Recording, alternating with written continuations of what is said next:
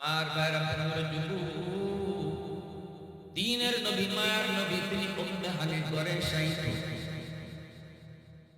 বাইতুল্লাহ আল্লাহর ঘর, খানা কাবা, এর পাশে উম্মে হানির ঘর। যেই জায়গাটার ভিতরে উম্মে হানির ঘর ছিল, এই জায়গাটা এখনো সৌদি আরবের সরকার হেরেম শরীফের এরিয়ার ভিতরে। আপনারা যারা গেছেন জানি না, হজে গেছেন না, এখানে অনেক উম্মে হানির ঘর যে জায়গা থেকে আল্লাহ রাসূলকে মেরাজ করানো হয়েছে, এই জায়গাটা হেরেমের ভিতরে ঢুকাইছে। কিন্তু ওই জায়গাটাকে চিহ্ন হিসাবে খাম্বা যে আছে, খাম্বার প্লাস্টার করছে। সব খাম্বাতে আপনি দেখবেন প্লাস্টার করা, টাইলস করা, কিন্তু এই খাম্বাটারে স্বাভাবিক রাখছে, কোনো কিছু লেখা নাই। সৌদি আরবে উলামায়ে কেরাম ওই বিশেষ বিশেষ জায়গাগুলোর জন্য আলাদা কোনো সাইনবোর্ড লাগায় রাখে না, ভয়। কারণ মানুষ যদি আবার বিদআতে জড়িত হয়ে যায়, আবার যদি অতিভক্তি করতে গিয়ে এখানে আবার কোনো কিছু করে ফেলে, এজন্য হালকা হালকা কিছু ইশারা রাখছে, যেটা উলামায়ে কেরাম করে। বাংলাদেশ থেকে যত বড় বড় উলামায়ে কেরাম, আপনি ওই জায়গাটার মধ্যে গেলে ওনাদেরকে পাইবেন। কারণ উলামায়ে কেরাম হেরেম শরীফের উম্মে হানির ঘরে, ওই জায়গায় যেখান থেকে রাসূলের মেরাজ হয়েছিল, এই জায়গার মধ্যে তারা বসা থাকেন এবং এখান থেকেই তারা নামাজ আদায় করেন। ওই জায়গা থেকে জিবরাইল মারফতে আমার রাসূলকে আল্লাহ পাক মেরাজ করেছে। কোন বৎসর? যে বৎসর নবীজির পেরেশানির বৎসর, আল্লাহ রাসূলের খুব পেরেশান। এই বৎসর নবীজির চাচা আবু তালিব যদিও কালেমা পড়ে মুসলমান হন নাই, কিন্তু নবীর জন্য বহু বড় সাপোর্ট ছিলেন, তিনি মারা গেছেন। নবীজির কলিজার টুকরা প্রিয়তমা স্ত্রী আম্মাদান খাদিজাতুল কুবরা রাদিয়াল্লাহু তাআলা আনহা, যে নারীর অবদানের কথা মুসলমান মাত্রই কখনো ভুলতে পারবে না। ইসলাম কোনোদিন আম্মাদানের অবদানের কুরবানির কথা ভুলতে পারবে না। এতদূর পর্যন্ত ইসলাম গড়ে আসার, প্রচার প্রসার হওয়ার পিছনে সবচেয়ে বেশি অবদান যার, তিনি একজন মহিয়সী নারী, আমার আপনার মা, রাসূলের প্রিয়তমা স্ত্রী আম্মাদান খাদিজাতুল কুবরা রাদিয়াল্লাহু তাআলা। ইসলামের ইতিহাসে সর্বপ্রথম যিনি মুসলমান হওয়ার সৌভাগ্য অর্জন লাভ করেছেন, যিনি সর্বপ্রথম মুসলমান হয়েছেন, তিনি কোনো পুরুষ নন, একজন নারী। আর তিনি কে? আমার আপনার নবীর প্রিয়তমা স্ত্রী আম্মাদান খাদিজাতুল কুবরা রাদিয়াল্লাহু তাআলা। এই বছর ইনি ইন্তেকাল করেছেন। নবীজি তায়েফ গেছেন একটু সান্ত্বনার জন্য। তায়েফের মানুষ রাসূলকে নির্যাতন করছে। এই দেখেন কতগুলা ঘটনা এক বছরে ঘটছে, রাসূল পেরেশান। তখনই আল্লাহ দোস্ত, এই টেনশনের বছর তোমার একটু সান্ত্বনা দেওয়ার জন্য আমি আল্লাহ তোমাকে আমার কাছে নিয়ে আসছি। রাসূলকে মেরাজের সফর করাইলেন, পেরেশানি দূর করার জন্য। সুবহানাল্লাহ। আমার ভাইরা বন্ধুরা, জিবরাইল মারফতে নবীকে বুরাকের পিঠের পিছনে সওয়ার করায়। সংক্ষেপে বলবো, উদ্দেশ্য আমার সামনে। আল্লাহর নবী মা রাসূল করিম সাল্লাল্লাহু আলাইহি ওয়াসাল্লাম কি বাইতুল মাকদিস মসজিদে আকসার সামনে নিয়ে হাজির। আদম নবী থেকে নিয়ে সকল নবী এখানে জমা। নবীজির সাথে পরিচয় পর্ব শেষ, আল্লাহর নবীর সাথে পরিচয় পর্ব শেষ। আহলান সাহলা জানায় সবাই সুস্বাগত জানাইলেন। এরপরে আল্লাহ পাক বলতেছে, জিবরাইল আযান দাও, আযান। মসজিদে আকসায় নামাজ হবে। জিবরাইল আমিন আযান দেওয়া শুরু করে দিলেন। আল্লাহু আকবার, আল্লাহু আকবার, আশহাদু আল্লা ইলাহা ইল্লাল্লাহ, আশহাদু আন্না বলি জিবরাইল থেমে গেছে।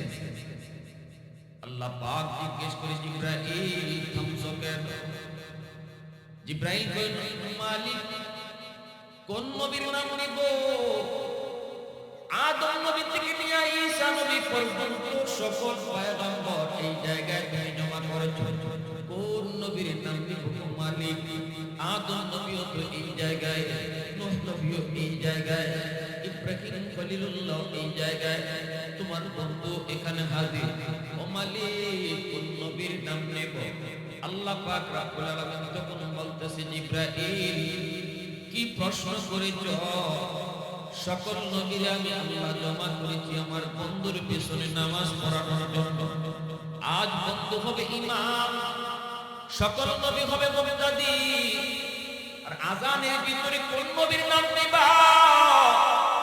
এই প্রশ্ন তুমি কেমনে করেছো? দেরি করো না, দেরি করো না, তাড়াতাড়ি করে আমার বন্ধুর নাম ঘোষণা করো। আল্লাহু আকবার, দোয়া করো। আজানের ভিতরে আমার আপনার নবীর নাম ঘোষণা করে গেল। আজানের পর্ব শেষ হলো। এইবার আল্লাহ বলতেছে জিবরাইল সকল নবীদেরকে বলো মসজিদের ভিতরে কাতার বন্দী হওয়ার জন্য। নামাজ 2 রাকাত নামাজ হবে। সামনের কাতারে জলিলুল কদর পয়গম্বর, বড় বড় নবীগণ সামনের কাতারে। নবীজি বলেন আমিও সামনের কাতারে, জিবরাইলও সামনের কাতারে। হঠাৎ করে দেখি জিবরাইল ইকামত দেওয়া শুরু করে দিয়েছে, অথচ ইমাম কে হবে কেউ জানে না। ইমামের জায়গা এখনো খালি। রাসূল বলেন আমি নিজেও জানি না। আজকের এই জামাতের ইমামতি আমাকে করতে হবে। সুবহানাল্লাহ। ইকামতের পর্ব শেষ। আল্লাহ নবী বলেন ভাই জিবরাইল আজান শেষ, ইকামত শেষ, ইমাম সাহেব কোথায়? ইমামতি কে করবে? জিবরাইল আমার আপনার নবীর হাত মোবারক আস্তে করে ধইরা তিনি মুখে হাসি দেয়া কই নবী গো, আজকে এত বড় জামাতের ইমামতি আল্লাহ আপনারে দান করেছে। আওয়াজটা আস্তে হইছে সুবহানাল্লাহ, জোরে বলেন, আর জোরে বলেন না সুবহানাল্লাহ। আল্লাহর নবী ইমাম, সকল নবী নবীর পিছনে মুক্তাদি। নবী হলেন মুক্তাদা, সব নবী হলেন মুক্তাদি। নবীজি ইমামতি করলেন। আল্লাহর নবীর পিছনে কারা কারা ছিল? 1,09,00,000 মতো পয়গম্বর এই জামাতে হাজির ছিলেন। শুধু নবী পয়গম্বর নয়, আকাশের সম্মানিত ফেরেশতারাও এই জামাতে শরীক ছিলেন। এত বড় জামাতের ইমামতি করেছেন আমার আপনার নবী। আরেকটু জোরে বলুন আল্লাহু আকবার, আর জোরে আল্লাহু আকবার। এজন্যই কবি সুন্দর করে বলেছেন আই হাবিবে কিবরিয়া তো বরসালাম, আই হামারে দিলরুবা তো বরসালাম, দিল সদা কে তারহা তো বরসালাম, আই ইমামুল আম্বিয়া তো বরসালাম, মসজিদে আকু সাবে জুমলা আম্বিয়া, মসজিদে আকু সাবে জুমলা আম্বিয়া, মুক্তাদি थे और बिहादो मुक्तदा, मुक्तदी थे और बिहादो मुक्तदा, ऐ हबीबे इब्रियादो बरसलाम, दिल सदा कहता रहा तो बरसलाम। মুসলমানের আওয়াজে বলি আল্লাহু আকবার। নবীজি রোম সম্রাটের কাছে চিঠি পাঠিয়েছেন মেরাজের সফরের শেষে। এখানে মাঝখানে কথাটা বইলা যায়। নবীজি রোম সম্রাটের কাছে কালেমার দাওয়াত দিয়ে চিঠি পাঠিয়েছেন। রোম সম্রাট নবীজির কালেমার দাওয়াত পেয়ে সে মক্কার কোন লোককে তালাশ করতে লাগলো। রোম সম্রাট বলতেছে দেখো মক্কার কোন মানুষ পাওয়া যায়নি, আমি মুহাম্মদ সম্পর্কে একটু জানতে চাইবো। কারণ এলাকার মানুষে ভালো করে চিনে, এলাকার মানুষ একে অপরকে ভালো চিনে, ঠিক কিনা তোরা বলে? তার বংশ কেমন, তার রক্ত কেমন, তার অতীত কেমন, তার বাল্যকাল কেমন, তার শিশুকাল কেমন, এটা এলাকার মানুষে ভালো জানে। এজন্য রোম সম্রাট কয় মুহাম্মদ নিজের নবী দাবি করেন, আমাকে কালেমার দাওয়াত দিয়ে চিঠি পাঠিয়েছেন। যে নবী হয় তার সম্পর্কে একটু জানতে হবে, লোকটা সে কেমন। অতএব মক্কার কোন মানুষ আমার রোম রাজ্যের ভিতরে আসেনি, তোমরা বের করো। তালাশ করে করে তারা পেয়ে গেল, নাম হইল আবু সুফিয়ান, কাফিরদের লিডার, মক্কার কাফিরদের লিডার আবু সুফিয়ানকে তারা পেয়ে গেল। আবু সুফিয়ানকে রোম সম্রাটের দরবারে হাজির করা হলো। এইবার আবু সুফিয়ানকে রোম সম্রাট কয়, মিয়া মুহাম্মদকে তুমি চিনোনি? কই চিনি, ভালো করে চিনি। কই মুহাম্মদ তোমার বাড়ি থেকে তার বাড়ি কত দূর? আবু সুফিয়ান কই বেশি দূরে না, খুব কাছে। মুহাম্মদ শিশুকাল থেকে দেখছো? কয় হ্যাঁ, শিশুকাল, বাল্যকাল, যৌবনকাল সব দেখেছি। এবারে বলতো দেখি, মুহাম্মদ তো নিজের নবী দাবি করে, আমাকে তিনি কালেমার দাওয়াত দিয়ে চিঠিও পাঠাইছে। এবার আমি তোমার কাছে জানতে চাই, মানুষটা কেমন? মানুষটা আবু সুফিয়ান লিডার টেনশনে পড়ে গেল। কি কয়, কি কয়? যদি কই মুহাম্মদ খারাপ, তাহলে জিতা মিছা কথা। আপনারা এটা কি জানেন? মিছা কথা, আস্তা মিছা কথা, টাটকা মিছা কথা, ঠিক না? এই ধরনের টাটকা মিছা কথা আমি লিডার হইয়া কেমনে কই? ঠিক না? আমারও বিবেকে বাদে, অথবা আমার পরে যদি আর একজন দুইজন মক্কার কোন মানুষকে পায়, তারা তো কই মুহাম্মদ বালা। কারণ মুহাম্মদ যে বালা, মুহাম্মদ যে ভালো মানুষ, এটা তো আমরাই সার্টিফিকেট দিয়েছি, ঠিক কিনা জোরা কও? আমরাই তো বলেছি মুহাম্মদ আল-আমিন, আমরাই তো বলেছি মুহাম্মদ আল-আমিন বিশ্বস্ত আমানতদার। অতএব মুহাম্মদ খারাপ এটা কেমনে কই? যেই মুখে বালা কইছি, এই মুখে খারাপ কেমনে কই? ঠিক না? ওই জমানার কাফের কুফাররাও টাটকা মিছা কথা কইতে ভয় পাইতো। আর আমাদের জমানায় টাটকা মিছা কথা না কইলে পেটের ভাত হয় না, ঠিক না? খারাপ হবে এক জায়গা খারাইয়া 10টা মিছা কথা কইতে পারি আমরা। এই ব্যাপারে চ্যাম্পিয়ন।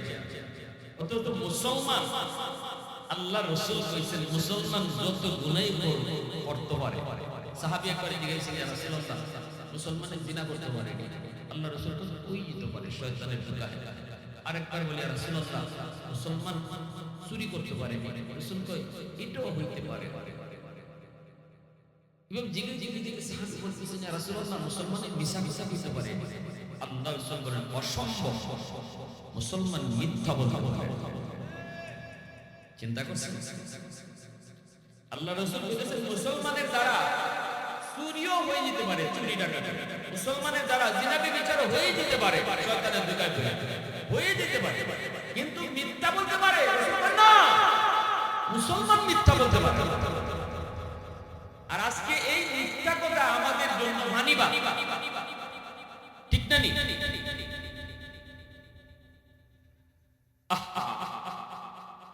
যে মানুষটা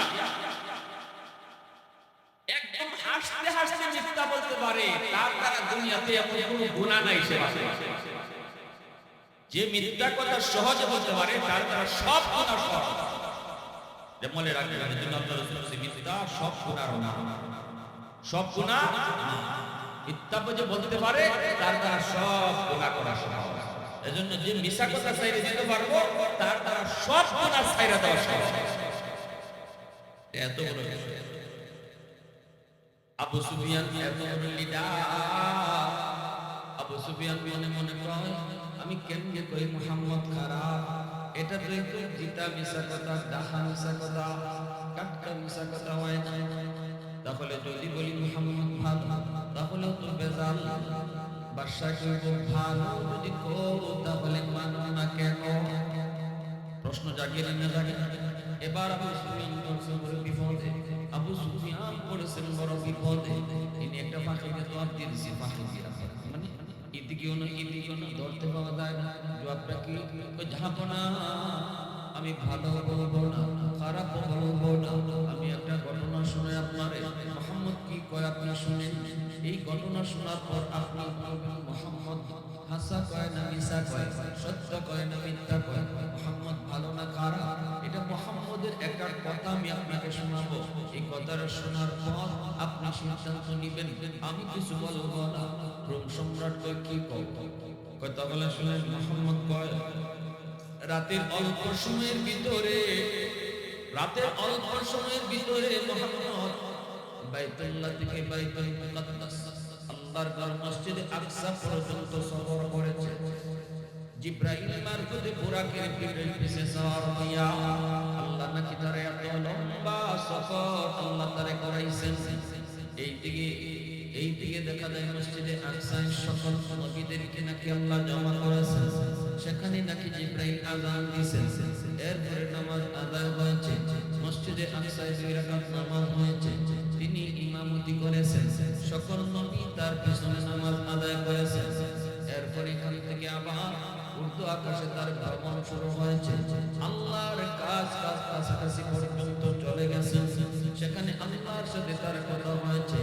আল্লাহর সাথে কথা কইয়া নামাজ লইয়া আবার তিনি ফিরে এসেছেন।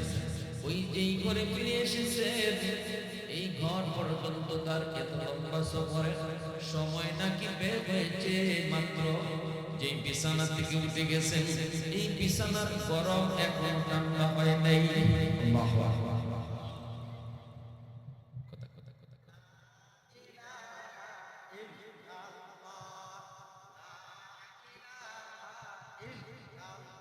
সুবহানাল্লাহ ওয়ালহামদুলিল্লাহ লা ইলাহা ইল্লাল্লাহ সুবহানাল্লাহ ওয়ালহামদুলিল্লাহ লা ইলাহা ইল্লাল্লাহ লা ইলাহা ইল্লাল্লাহ সুবহানাল্লাহ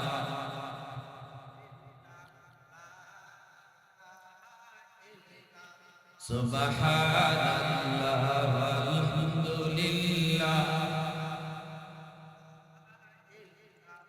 ए जिक्र खुदा दिल में सदा रखने दिया कर और नक्श खुदा दिल में जमा रखने दिया कर। क्या जान हकीस लम्हे की फضल इलाही हर वक्त दूरी कल्ब खुदा रखने दिया कर। मुर्शिद की नजर गल्ब बसर से कबती है। क्या खुश नजरी है। क्या खुश नजरी है। दिल दूर के दिल दूर दिया सबका खुदा से। क्या दिल शिकानी है। क्या दिल शिकानी है। सुबहानल्लाह वल्हम्दुलिल्लाह सुबहानल्लाह।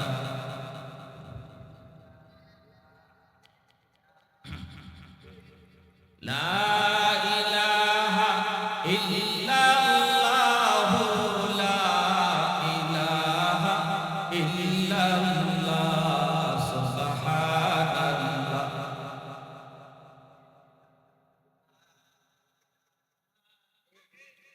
ला इलाहा इल्लल्लाह मुहम्मदुर রাসূলুল্লাহ। জোরে সুরে বলি সাল্লাল্লাহু আলাইহি ওয়াসাল্লাম। ঐতিহ্যবাহী আকানগর আলোর পথ ইসলামী সংগঠনের উদ্যোগে আয়োজিত আজকের তাফসীরুল কুরআন মাহফিলের সম্মানিত সদর ইজলাস সভাপতি সাহেব, উপস্থিত জাতির বিবেক, জাতির কর্ণধার, এ জাতির সূর্য সন্তান মঞ্চে আসেন উলামায়ে কেরাম, অত্র এলাকার মুরব্বিয়ানে আযম, কলিজার যোগ্য যুবক, পর্দার আড়ালে পর্দানিশীন সম্মানিত মা ও বোনেরা, মুআজ্জাজ হাজিরিন, আমরা বড় ভাগ্যবান। নবী পাইলাম শ্রেষ্ঠ, উম্মত হইলাম শ্রেষ্ঠ। আমার আপনার নবী সকল নবীদের মাঝে শ্রেষ্ঠ নবী, আর আমরা সকল উম্মতের মাঝে শ্রেষ্ঠ উম্মত। নবীজি বলেন আনা আফদালুল আম্বিয়া ওয়া উম্মতি আফদালুল উমাম। আমি নবী সকল নবীদের মাঝে শ্রেষ্ঠ, আর আমার উম্মত সকল উম্মতের মাঝে শ্রেষ্ঠ। সুবহানাল্লাহ। মুআজ্জাজ হাজিরিন, আমার আপনার নবী আসছেন দুনিয়াতে সবার পরে, কিন্তু মর্যাদা আর শ্রেষ্ঠত্ব আর সম্মান আল্লাহ দান করছেন সবার উপরে, ঠিক না? আইছেন সবার পরে, দামি হইছেন সবার উপরে। এটাই বাস্তব, এটাই বাস্তব। সব শেষে যে ডাক্তার দেখানি হয়, এই ডাক্তার শ্রেষ্ঠ ডাক্তার। ডাক্তার এদিক সেদিক ডানে বামে দেখাইতে দেখাইতে কোনোভাবে রোগ ভালো হয় না। শেষ পর্যন্ত কি করা যায়? মাদ্রাস মাদ্রাস অমুক ডাক্তার দেখায়, শেষ বড় ডাক্তারের কাছেই মাঝে মাঝে, ঠিক না? সকল উম্মতের জন্য নবীগণ রুহানি ডাক্তার। নবীগণ হলেন রুহানি ডাক্তার। উম্মতরা নবীদের কাছ থেকে রুহানি চিকিৎসা নেয়। আর সকল রুহানি ডাক্তারদের মধ্যে সর্বশেষ যে ডাক্তার, তিনি হলেন শ্রেষ্ঠ ডাক্তার, তিনি হলেন শ্রেষ্ঠ রুহানি ডাক্তার, আমার আপনার নবী মুহাম্মদ রাসূলুল্লাহ। প্যারে হাজিরিন, নবীজির শ্রেষ্ঠত্ব কতভাবে, যে দিকগুলা দিয়ে আমার আপনার নবী শ্রেষ্ঠ নবী, এর ক্ষেত্রে উল্লেখযোগ্য একটা দিক হলো আমার আপনার নবী শেষ নবী, নবীর পরে আর কোন নবী। নবীজি খাতামুন নবিয়্যিন লা নবিয়্য বাদি, রাসূল বলেছেন আমি শেষ নবী, আমার পরে নবী নেই। এটা আমার আপনার নবীর মর্যাদার একটা বিশেষ জায়গা। আমার নবীর শান মান, নবীজির মর্যাদা একটা উল্লেখযোগ্য জায়গা হলো রাসূল শেষ নবী, এরপরে কোনো নবী নেই। যদি কেউ নবীর শেষ নবী না মানে, তাইলে তারে মুসলমান বলা যাবে? জোরে বলে যাবে? এজন্য কাদিয়ানীদেরকে আমরা মুসলমান বলি না। কাদিয়ানীরা মুসলমান নয়, অমুসলিম। কেন? কারণ আমার আপনার নবীর এরা শেষ নবী মানে না।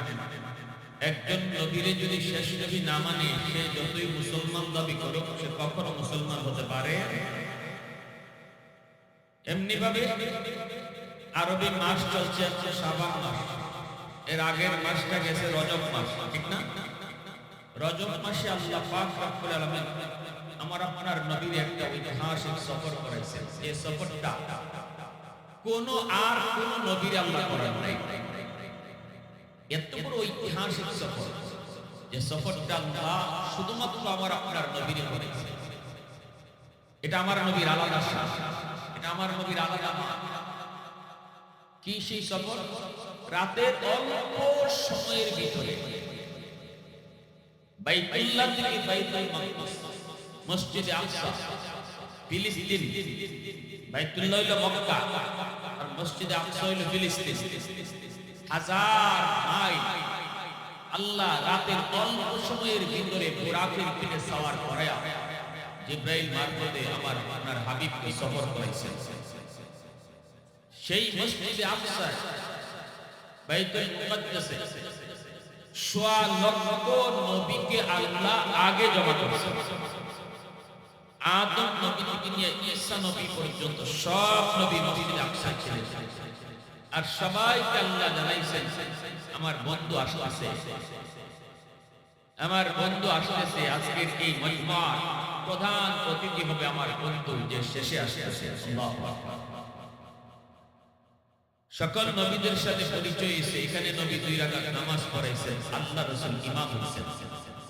সব নবীর আল্লাহ জানাইছেন যে আজকে মসজিদে আকসায় 2 রাকাত নামাজ হবে, আর তোমরা নামাজে দাঁড়াইবা, ইমামতি করবে আমার বন্ধু মুহাম্মদুর রাসূলুল্লাহ।